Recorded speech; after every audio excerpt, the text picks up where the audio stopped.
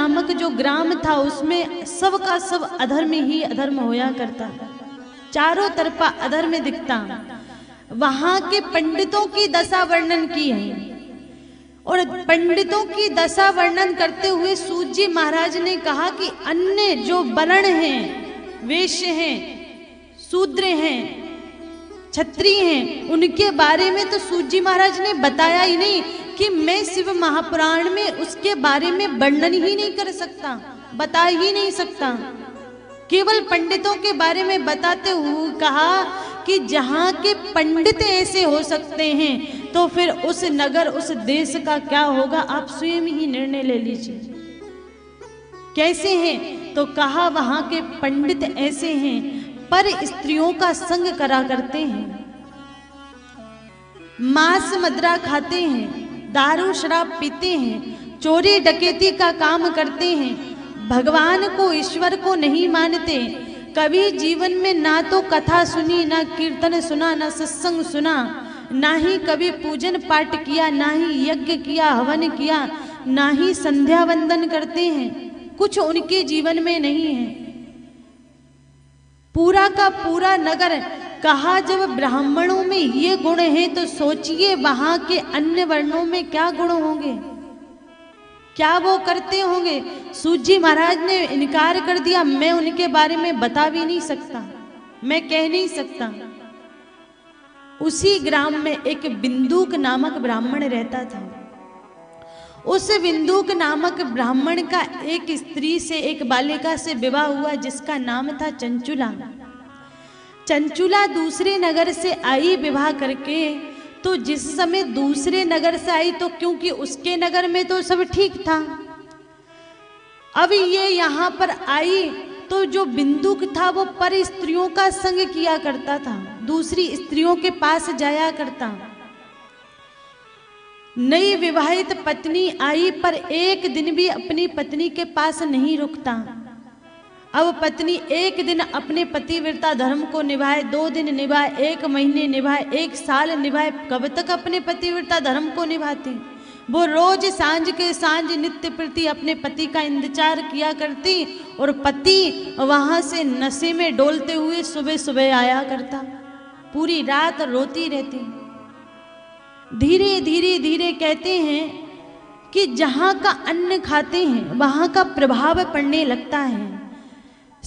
चंचुला ने कहा जब आप दूसरी परी स्त्रियों का संग करते हो तो मुझे क्यों रोकते हो। बिंदुक ने देखा कि चंचुला मानने वाली नहीं है तो कहा ठीक है, आज से तू पर पुरुषों का संग करना, पर उनसे पैसा लेना, और वो पैसा लाकर मुझे देना, क्योंकि मैं दूसरी स्त्रियों के पास जाता हूं तो मुझे भी वो पैसा मांगती हैं।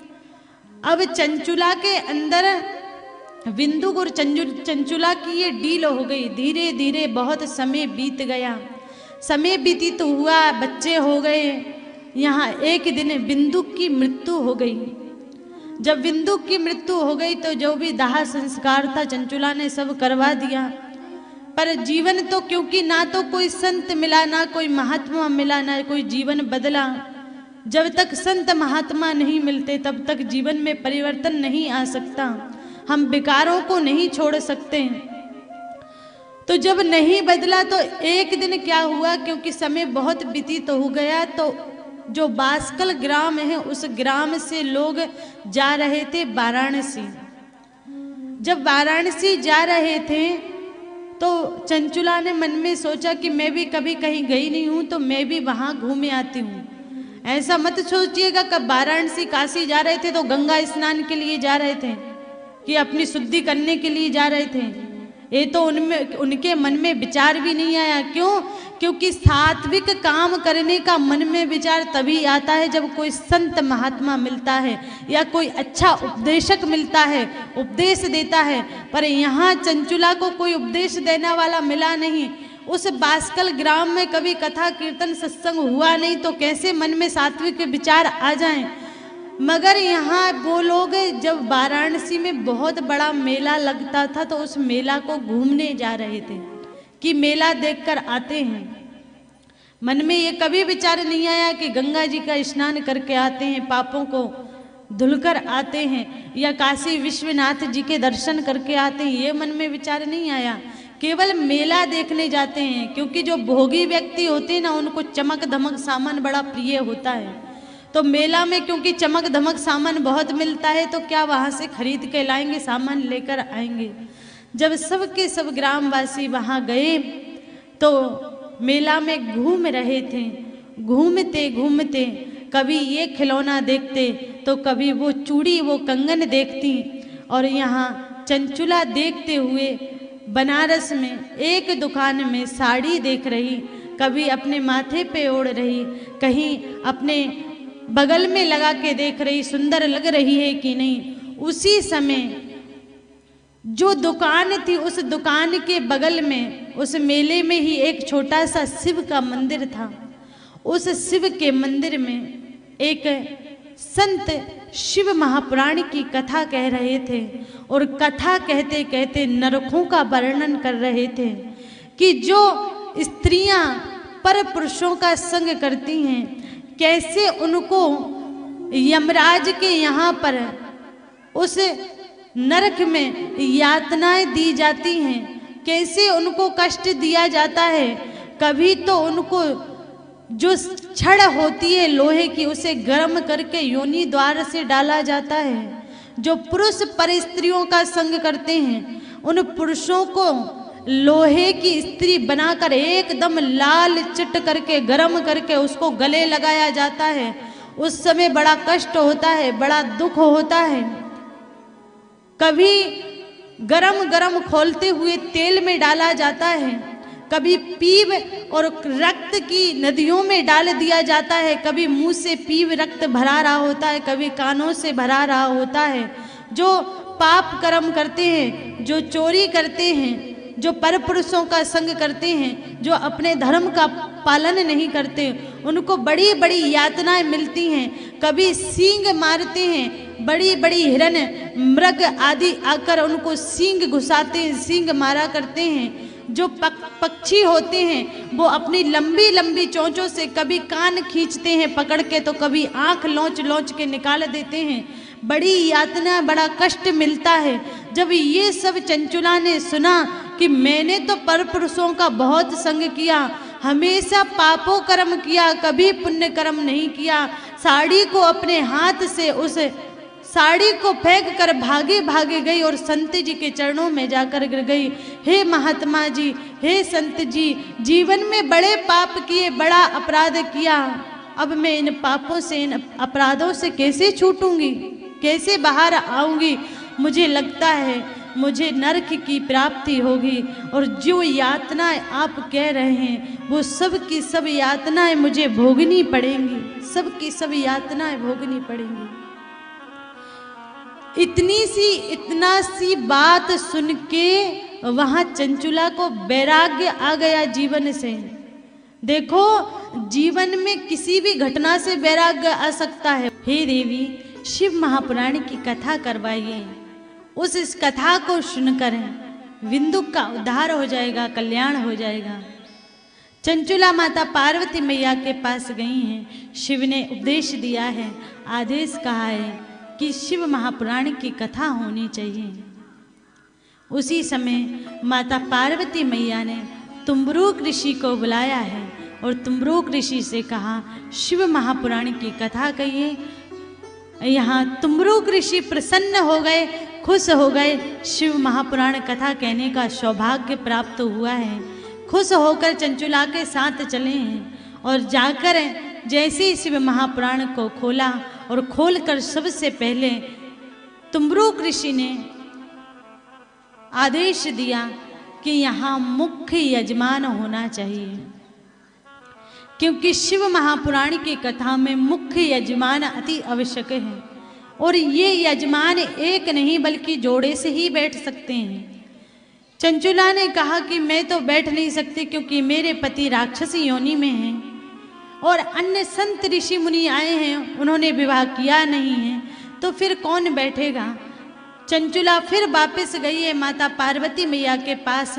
तुम्बरूक ऋषि कहते हैं मुख्य यजमान की आवश्यकता है, मैं बैठ नहीं सकती, अब मैं क्या करूं। पार्वती जी ने कहा शिव की शरण में जा, सब समस्याओं का हल शिव के पास ही है। जैसे ही चंचुला शिव के पास गई, हे नाथ कृपा करें, शिव महापुराण में मुख्य यजमान बनना है। तो शिव जी बड़े प्रसन्न हो गए, खुश हो गए और श्रृंगार करने लगे। आज मेरे शिव जी ने सुंदर बगलबंदी धारण करी है। जीवन में आज पहली बार शिव महापुराण का मुख्य यजमान बनने के लिए बगलबंदी पहनी है, नहीं तो वही पैगंबर धारी बने रहते हैं, वही निर्वस्त्र होकर घूमते रहते हैं। पर आज शिव जी ने सुंदर बगलबंदी को धारण किया है, सुंदर माला धारण की है, माथे पर सिर पर सारी जटाएं खोल ली हैं, सुंदर सिर पर पगड़ी लगा ली है। और कहते हैं 16 दिन तक तो शिव जी श्रृंगार ही करते रहे। सोचा है किसी ने किया है 16 दिन तक श्रृंगार? शिव जी 16 दिन तक श्रृंगार ही करते रहे। कभी तो ये उतारे, कभी वो रखे, कभी वो पहने, कभी वो उतारे। श्रृंगार करते हुए 16 दिन हो गए। तब चंचुला ने हाथ जोड़कर कहा, प्रभु अब तो चले, कथा में देरी हो रही है। जैसे आप लोग हैं ना, तैयार होती रहती कथा में जाना है, 1 बज गए, 1:30 बजे गए, 2 बजे तक यहाँ पे आ रहे हैं। तो कम से कम इतना श्रृंगार भी मत किया करो, शिव जी को फैल मत करो, आप यहाँ पे 12 बजे आ जाया करो। तो श्रृंगार करके जब शिव जी गए हैं और शिव महापुराण के मुख्य यजमान बने हैं, आज भी शिव और पार्वती ही शिव महापुराण के मुख्य यजमान रहते हैं। आज भी जहाँ जहाँ शिव महापुराण की कथा होती है, शिव और पार्वती यहाँ पर आकर विराजमान रहते हैं। हम सभी के बीच में 33 कोटि देवी देवता विराजमान हैं, हनुमान जी महाराज विराजमान हैं, शिव पार्वती यहाँ विराजमान हैं। और आप सबके बीच में बैठकर वो भी कथा को सुन रहे हैं, क्योंकि जहाँ जहाँ कथा होती है तहाँ तहाँ भगवान और भगवान के पार्षदगण अवश्य आते हैं, अवश्य जाते हैं। चंचुला को बिठाकर विंदु को एक पेड़ से बांध दिया और पेड़ से बांधकर शिव महापुराण की कथा कही और ऐसी दिव्य कथा हुई। उस कथा को विंदु ने श्रवण किया। पहले सुनना, फिर मनन करना, फिर चिंतन करना, यही कथा का एक नियम होता है। ऐसा नहीं कि कथा यहीं सुनी, एक कान से सुनी, दूसरे कान से निकाल दी, या फिर कथा तो सुनी और फल प्राप्त होता है। यहाँ बिंदु ने कथा श्रवण की, मनन किया, चिंतन किया और शिव की कृपा से जब शिव महापुराण पूर्ण हुई तो शिव की कृपा से वहाँ बिंदु सुंदर स्वरूप में प्रकट हो गया, सफेद वस्त्र पहनकर। तुमरूक ऋषि ने पूछा, तुम कौन हो? तुमरूक ऋषि से हाथ जोड़कर बिंदुक ने कहा, हे नाथ, हे गुरुवर, आपके द्वारा कही गई कथा को, शिव महापुराण को सुनकर मेरा उद्धार हो गया, मैं राक्षस योनि से मुक्त हो गया। मैं बिंदुक हूँ, चंचुला का पति हूँ और आपकी कथा सुनकर, शिव महापुराण सुनकर मेरा कल्याण हो गया। मुझे मेरे दुखों से आपने मुझे दूर कर दिया।